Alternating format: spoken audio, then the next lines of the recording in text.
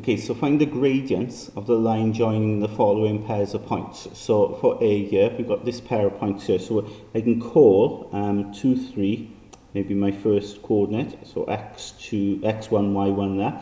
And then my 4, 7 will be my x2, y2.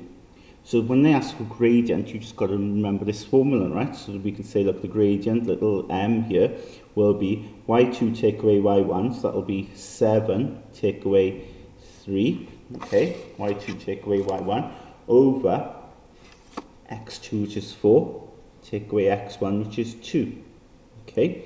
And you've got your gradient value there, okay? So if I work that out, I just get 2. So that's the gradient of that line there joining 2, 3, 4, 7. So let's look at the next one. So we've got minus 2, 3. That will be my x1, y1. And then my second coordinate then will be my x2, y2. Okay, so working out the gradient. Okay, well, going back to that, y2 take away y1. Okay, so that's like the rise, isn't it? Okay, the difference in y's. So 5 take away y1, which is 3, all over x2, which is 2, take away x1, which is negative 2. So you can see that I have 2 minuses on the bottom, which will end up being a plus.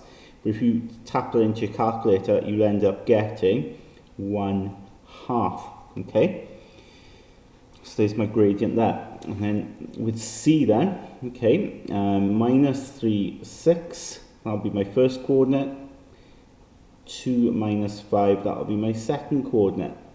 Okay, it doesn't matter what you call your first coordinate. You know, I could have called this my first coordinate, so I could have called this x1, y1, and this x2, y2.